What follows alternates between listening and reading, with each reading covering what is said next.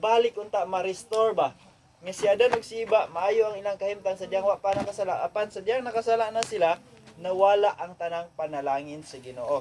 Ang tanang kamaayo nga gihatag sa Ginoo nga imbes ang gihatag nga gusto sa Ginoo lang is obedience lang yun. Ang duha to ka buok magmatinumanon ka, kung magmatinumanon ka kinabuhi ang mabatnan.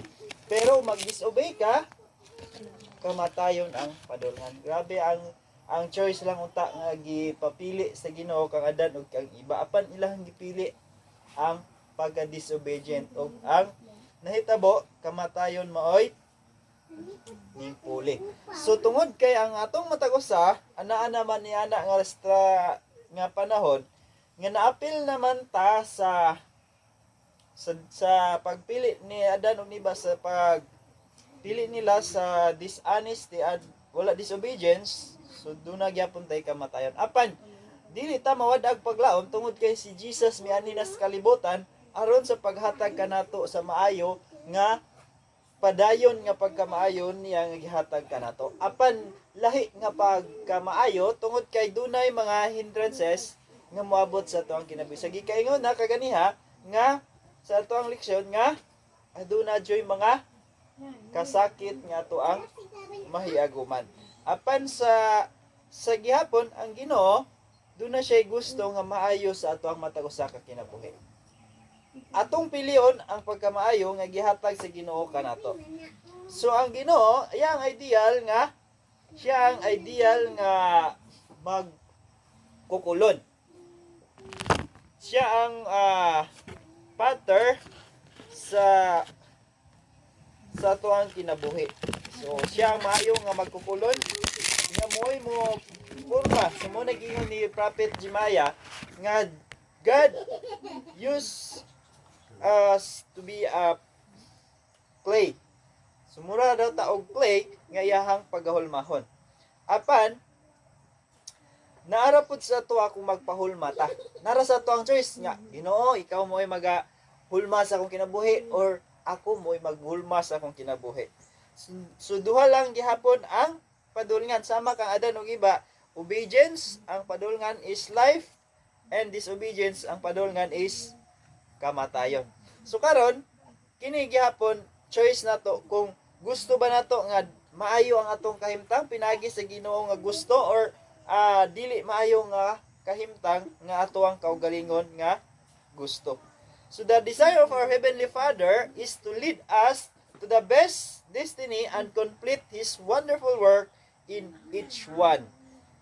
God wants the best for you. Let us then guide and teach. So, muna'y gusto sa Ginoo nga, iyahang gusto nga nindot yun ta ang destinasyon sa tuang matago sa kakinabuhi. So, muna nga gingon sa awit, nankawang lamang kung si Kristo wala kanimo. So kung si Kristo nanaa ka nato, dili gyud mahimong kawang mga kaigsunan. So nag-ingon siya sa Hebrehanon. So ang kani nga kuan karon, nag-focus ni siya sa Hebrehanon. So atong last Sabat, sakit ta nag-focus ato sa Episo mangguro ko no. Limot na ko. Isaiah dayto karon ata sa Hebrehanon. So nag-focus niya siya sa Hebrehanon chapter 12. So nadri ang pulong si Ginoo nga iyahang ipaabot sa matag sa kanato karon nga takna sa kabuntagon. So una diri mga igalag mga kaigsunan, ang gusto sa Ginoo nga ipaabot sa matag sa kanato, gusto niya nga maayo gid ang ato ang destiny, gikinahanglan nga ato ang buhaton kining gusto niya sa ato ang kinabuhi. So una, do not settle for less than God wants to give you. Dili daw nato ipahiangay ang gusto sa Ginoo sa matag usa kanato. So halimbawa sama kang Isaw, gingon diri sa Hebrehanon kapitulo 12 bersikulo 16 nga walay bisan kinsa nga makahilawason o magmadili espirituhanon ingon kang Isaw. Kinsang katungod sa pagpananay iyang gibaligya ibayluan ug usa ka pagkaon lamang. So dapat daw mga igalang nanay destinasyon nga gusto ang Ginoo kanato, dili daw ta may sama kang isaw nga atong ibaligya ang gusto sa Dios sa matag usa kanato. Nindot na kay saad si ang Ginoo kang isaw kay siya ang manununod. Dunay maayo nga panalangin apan unsay nahitabo? Gibaligya lang ni isaw sa usa ka plato nga lentils. So unsay rason? Tungod sa kagutom ba? Adunay dako ang reason nga iyahang gibaligya is tungod kay nakapoy si isaw. Diba? Ang sugilanon, tungod sa kakapoy ni isaw, sa dihang nangita siya og ihawunon. Pagkakapoy ni isaw, sinikadiyang nakasimhot siya sa pagkaon, iyahang gibaligya, iyahang birthright. So, usa giday nga ang atong ibaligya ang atong kaluwasan tungod sa kakapoy. Kapuyon ta tungod kay daghang pagsulay sa atong kinabuhi. Wala may pulos niya akong kinabuhi, ako na lang ning ibaligya sa daotan. Kay gusto ta nga ang atong kinabuhi unsa man dili mahimong kapoy. Apan sa gibasa kaganiha sa Hebranon 12 uno ug hangtod sa 3, busa sanglit ginalibutan man kita sa ingon sa mabagang panganod sa mga sakit. Iwakli ta ang tanang kabug-at ug ang sala nga nagapiit paglikos kanato og dalaganon ta ang nga malahutayon ang lumba katong ginapilan.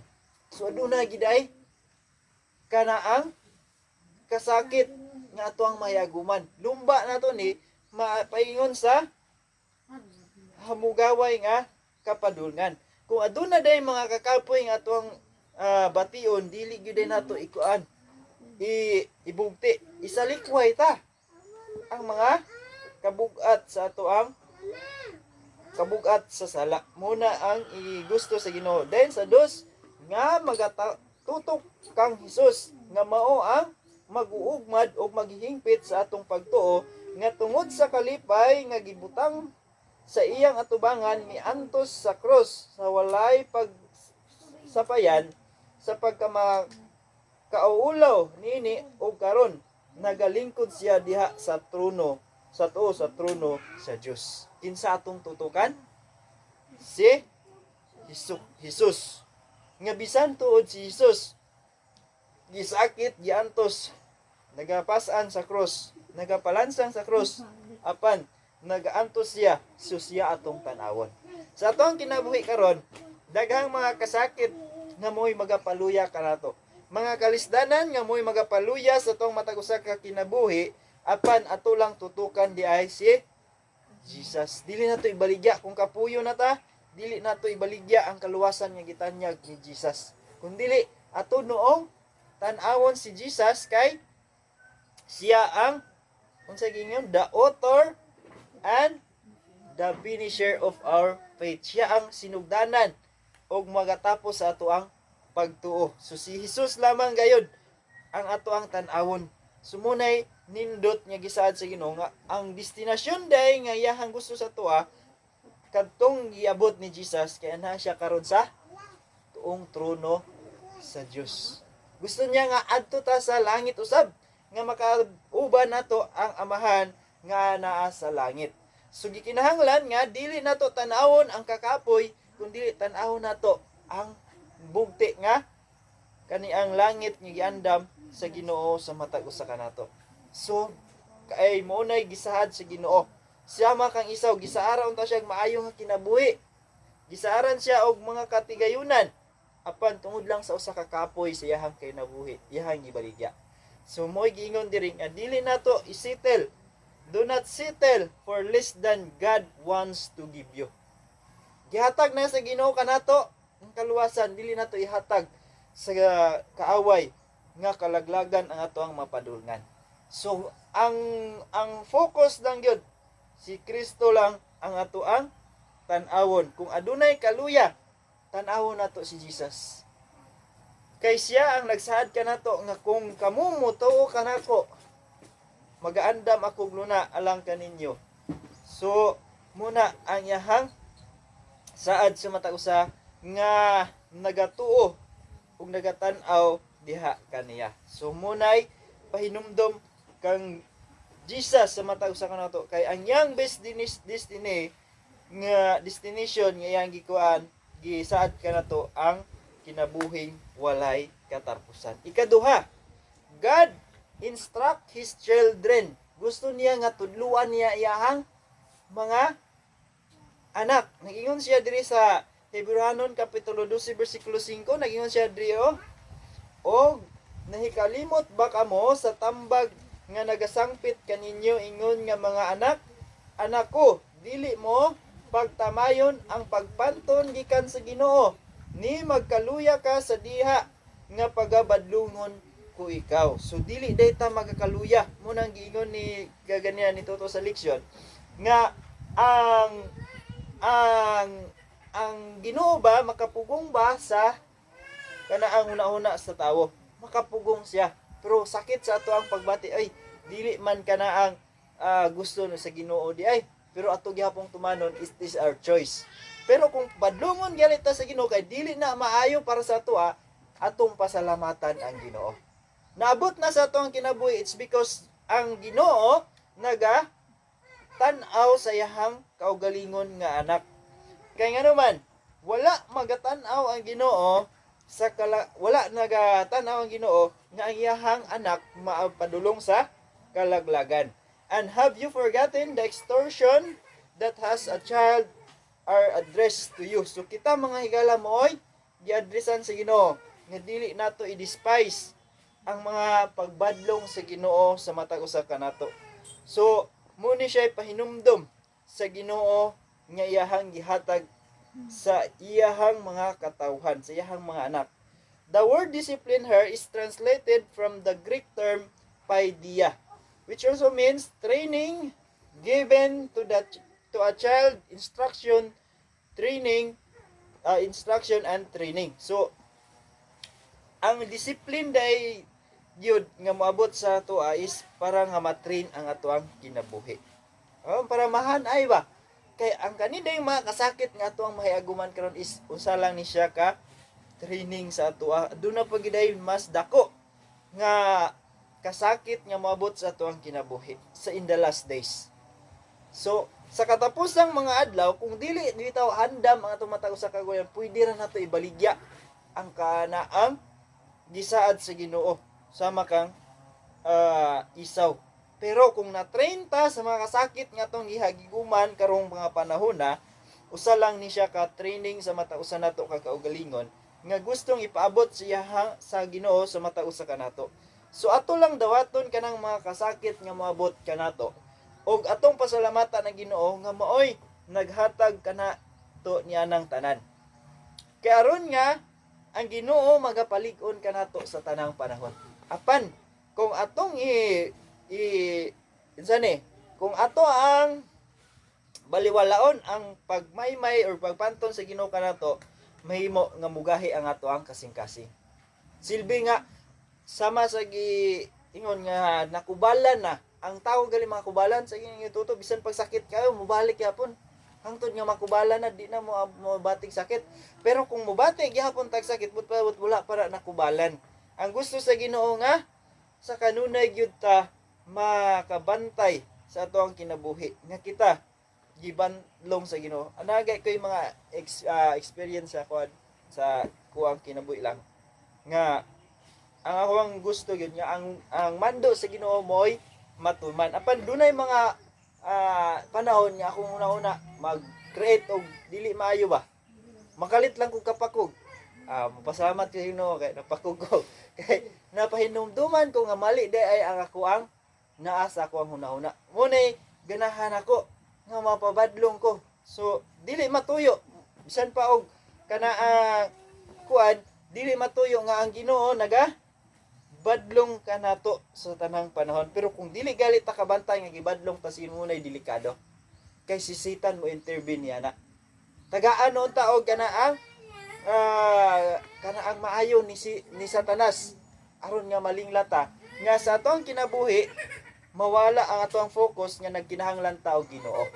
Sumawala ang ato ang panguna-una nga duna day Ginoo nga nagabadlong kanato sa tanang panahon sa ato ang kinabuhi aron kita magmalig-on sa ato ang kinabuhi. Muna siya usa ka gihatag sa Ginoo para dili ta ma-discourage sa ato ang kinabuhi sa tanang nga panahon. Kay once manggod nga dili ta sanay nini sa puabot nga dagko nga mga pagsulay sa atong kinabuhi, kana bitaw halos nga dili na nato makaya sa ato ang kinabuhi kung wala ta naanad sa gamay, diretso gyud nato na biyaan ang Ginoo. Moingon din ta, wa may pulos de ang Ginoo, wala man din nagtabang sa kuwang Ginoo. Pero kung sa ginagmay lang, nakita na to nga sa gagmayng problema, gi-encourage na to nga muna'y gihatag sa Ginoo para sa pag-abot sa mga dagkong problema, makaya nato sa ato ang kinabuhi. So muna'y gusto sa Ginoo sa matausan nato karon, nga atong bantayan nga ang Ginoo di ay nagapanton sa iyahang mga anak. So ikatulo, divine formation generate excellence of character. Hoy, pagkanindot di ay no. Ang balaan di ay ang divine nga pag forma kay ang Ginoo mo'y nag matuto ka na to usay kitambag diri maka-generate, makabaton ta og perfect nga karakter. Putli nga kinaiya nga gusto sa Ginoo sa matag usa kanato. Nagingon siya sa Hebrehanon kapitulo 12 bersikulo 11 hangtod sa 10 hangtod sa 11, nagingon siya diri kay sila nagpanton kanato sulod sa humubong panahon lamang sumala sa ilang kaymutan apan siya nagapanton kanato alang sa atong kaayuhan aron kita makaambit sa iyahang pagkabalaan. So sa 11 sa pagkakaron ang tanang pagpanton daw dili makalipay hinunua makasakit hinuon apan sa kapulihay niini magahatag sa bunga sa pagkamatarong ngadto kaniya nga nagamatuto pinaagi niini. So sa atong paguna-una, batia pud ni nga pagpanton sa Ginoo, sakit man kayo apan ang nakanindot lang kay kung atong bation kana nga pagpanton nagingon diri usa ang makanindot ni kay ang bunga niini makahatag kanato sa pagkamatarong nga sama kaniya. Sumunay gusto sa Ginoo nga mahisama gyud ta diha unta kaniya. Pero kung dili gali nato na i-encourage, dili nato i-acknowledge nga pagpanton sa Ginoo mo reklamo noon ta but pasabot dili ta gusto nga mapanton ta sa langit nun nga pagpanton. Kay ang nuibi niya ni ang amahan nagapanton siyahang anak apan gingon sa Jis temporary lang na diri ra nas kalibutan ipanton gyapon na para sa kaayon sa iyahang anak. Apan sa Jis nagingon diri kung ang pagpanton gikan sa langit nun nga pagpanton sa dugayng panahon kana hangtod nga mapanton kita sa pagkamatarong nga munay bunga sa pagkahatag sa Ginoo sa pagpanton nga mahimo kitang nga usa kasama sa iyahang kinaiya. So nindot kayo ang pulong sa Ginoo pero kung moabot na sa tong kinabuhi sakit di pait di ba? Pero nindot di ay kayo. So usa lang ni siya kapag pahinumdum sa Ginoo kanato. Kay basin ba nga wala na to natag-an ang ato ang kinabuhi. Okay pa kaya ato ang kahimtang karon? Napatay maayo nga naabot pero sa ako ang nakita gyud sa ato ang kalibutan karon. Mura og hapit na gyud ning kaniang kapait nga dako nga ato ang mahiaguman. Kay sa una pag start gyud sa COVID layo pa kayo ang gap sa kaniang kuan sa boundary to boundary. Pero karon, liluan nagdikit na. Dugol na kayo. Pag isa lang anak kaingon nga dili na mo kasulod diri, dili mo ka gawas diri, wala na gyud ta. Kung wala tay mga kanaang unsay pang tuman nila sa tuang kinabuhi. So kani siya nga pahinumdom gihatag ni sa Ginoo dugay ng panahon. Apan kani siya nagyapon ni hata pahinumdom ang Ginoo kanato karon nga panahon na. Kay wala pa ta gipiit sa ato ang kinabuhi. Mga grabe nga pagsulay, naapalay gagmay nga pagsulay nga ato ang nahiyaguman. Apan training lamang kana sa ato ang matag usa ka kaugalingon nga kung kita magsalig sa ato ang matag usa kahuna-una kasing-kasing nga kaya na to isulbad ang problema, wala na to gihatag sa Ginoo, dili gyud na siya mahitabo nga masulbad man tuod pero magkadaghan sama sa Ginoo timabik nga magkabugat noon ang problema kung dili ipiyal diya sa Ginoo. So kini nga pagpanton sa Ginoo, lahi-lahi ni siya og klase nga pagpanton aron nga mahimo gyud nga putli ang ato ang karakter nga haom sa langit nun. Excellence karakter ang isaad sa Ginoo. Basta ang iyahang paghulma sa atong kinabuhi gikan sa langit nun nga paghulma. So munay gingon diya sa Hebrehanon 12:10 ug 11. Kay aron nga kita makauban sa langit nun nga puloy-anan sa atong amaan, kay ang atong kinaya nahisama naman kaniya. And for the formation of the divine work, generate several fundamental virtue for the plan of the Lord which each one. So munay gusto sa Ginoo kanato. Ang ikaupat mga igalag makaigsunan is God encourage us to move forward and persevere. Gi-encourage ta si Ginoo, gusto niya nga mupadayon kita sa unahan og sa Bisaya anang persevere, magmalig-on. Tanaw na to sa Bisaya jud ang persevere. Muni gusto sa Ginoo. Mahutay sa si Bisaya na. Persevere. Malahutay. So gusto sa Ginoo nga magmalahutay kita mga higalag makaigsunan. Sumunay iyahang handom sa matag usa kanato. God encourage us to move forward and persevere. Kay nag-ingon siya sa Hebrehanon 12:12. Muni nindot kayo nga saad sa Ginoo. Busa isa ang inyong nahuy-huy nga mga kamot ug lig-una ang inyong mahuyang nga mga tuhod. So, pumanalitan haluya kita. Unsay gipahinumdom si Ginoo? Iisa na to ang atoang nahuy-huy nga mga kamot og atong lig-unon ang atoang mahuyang nga mga tuhod. So, muni siya nindot nga gipahinumdom ka na to. Daghan magong time nga maluya ta sa atuang pagtuo diya sa atuang Ginoo. Tungod sa mga kalisdanan, kay sa kuang nabasahan nga libro, na ako'y nabasahan ni libro, nga si Satan di ay magalingla.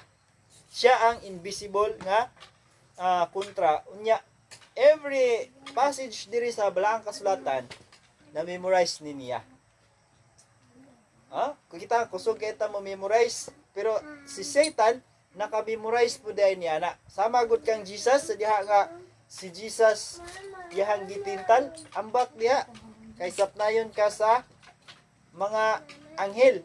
Pero naabi po na sa Salmo nga sapnayon ta sa amahan, di ba? Ilikay ta sa mga katalagman. Munay sahad sa Ginoo. Pero si Satan na memorize na po dahil niya ang Bible. So gusto ni Satan nga i-counterfeit niya ang words sa Ginoo para nga ang mga tao ma-deceive. Parehas anang hunahuna sa tao nga wala pasayloa ang mga sala. Huna nga kung ang atong una-una gibalik-balik kay na nato sa atong una nga wala pa man kuna pasaylo. Munay gusto sa ni Satan nga iyahang ipa-inject sa atong una nga wala ta pasayloa sa atong mga apan ang Ginoo nagsaad nga sa diha nga i-confess nato atong mga sala, iyang saad kanato nga ang atong sala iyahang ipalayo. Papaso niya from east to west, gikan sa silangan hangtod sa kasadpan ning anak kalayo ang gap sa sin sa ato ang mata usa ka kinabuhi. Apan kung si Satan magpahinumdom ka na, uy wala man ka pasaylo, wala man ka pasaylo, muda nga mobalik gyapon ta sa pagpakasala. Kay ngano man nasa tong nauna wala ta ka gipasaylo. Pero by faith atong gituhan ang pulong sa Ginoo, gipapas na niya sa ato ang matag usa ka kinabuhi. Sumunay magapaluya sa ato muna nga gipahinumduman ta nga asaha ang inyong mga kamot nga naluya. Og palig-una ang inyong mga tiil sa tuhod nga na mahuyang. So, muna iyahang pahinumdom ka na to. Kadaghan sa atong panahon karon nga gusto ni Satan nga daghan yun ang malaglag. Gani, grabe siya og kanaang deception sa matag usa kanato. Bisan sa mga nagaalagad sa Ginoo na deceive lang gihapon, it's because naasaw na una nga kanaang nagasimba sila. Nagaampo sila sa Ginoo apan ang nahitabo mas layo ra dahil sila sa Ginoo tungod kay na-deceive sila ni Satan. Dili ta magapalingla ni Satan sa ato ang kinabuhi. Sumuna nga atong isulob ang balaang espiritu sa Ginoo nga mao'y magapaligon sa atong matag usa ka kinabuhi. Ang magapaarsa sa atong mga kamot ug sa atong mga tiil nga magapaligon ang balaang espiritu ra gyud nga gihatag sa Ginoo sa matag usa kanato. Ang gusto lang sa Ginoo nga i-renew nato na daily. Kaniyo Steps to Personal Revival. Kani nga libro.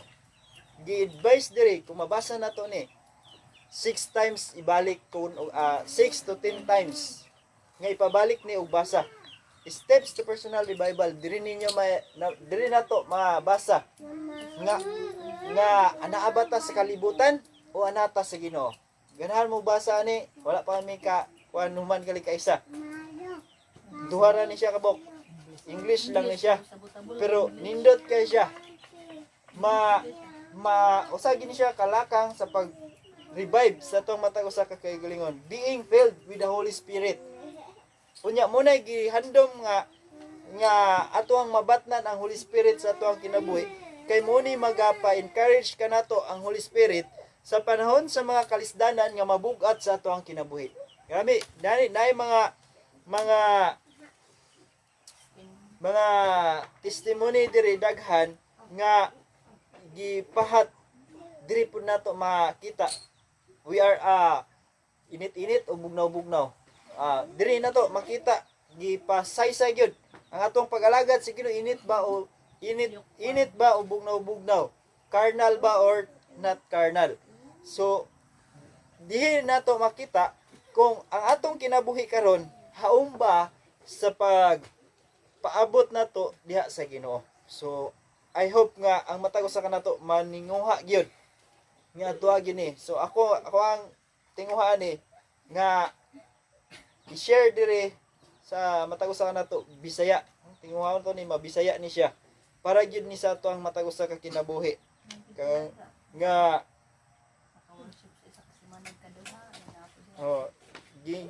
gipahinumdum gyud ni sa ato ang okay na ba ang ato ang pag-alagad sa Ginoo.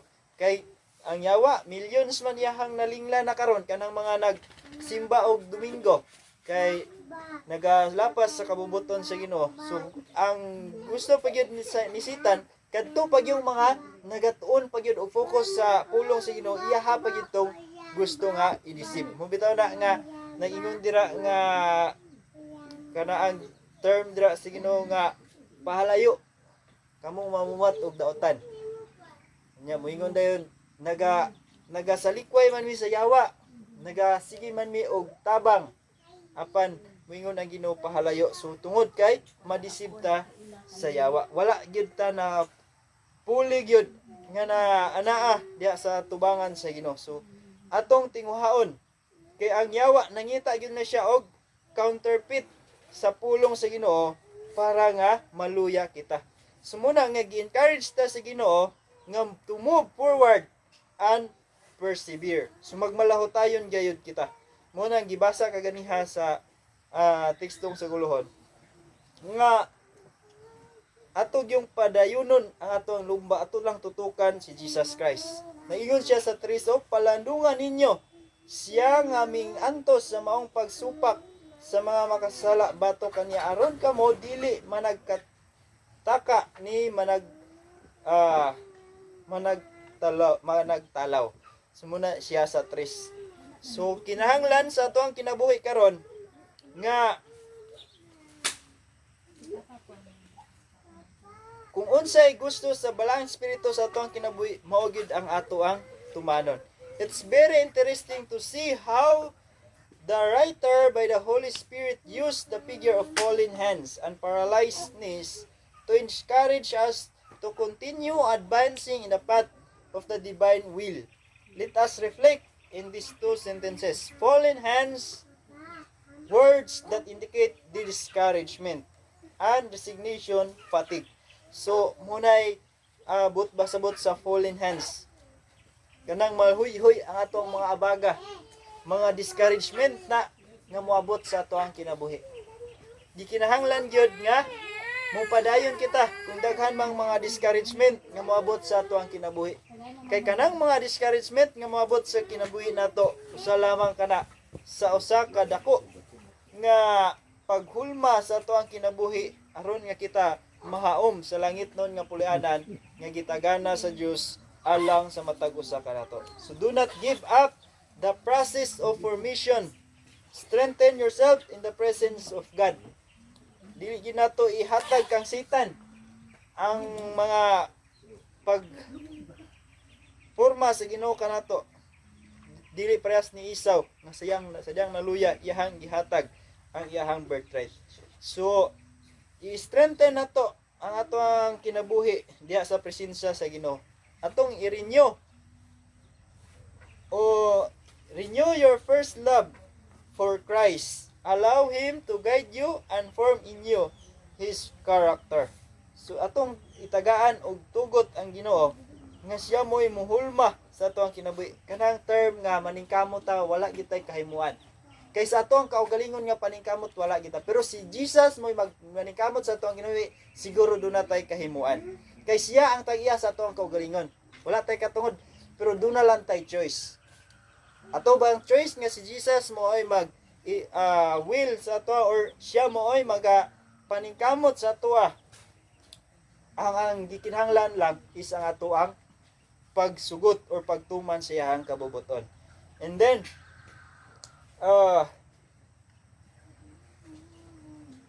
allow Him to guide you and form in you His character. Worship, seek Him, and follow the path that He Himself illuminates you with His word, and then everything will go well for you. And if something is wrong in the heart, in the process, it will be healed. So, kung dunay giday mga kasakit, ma-healed ra gyud na kung siya maoy ato ang saligan. God has many great blessings planned for your life. Persevere, the Lord is with you. So magmalig-on gyud kita, magmalahotayon gayud kita kay ang Ginoo uban kanato.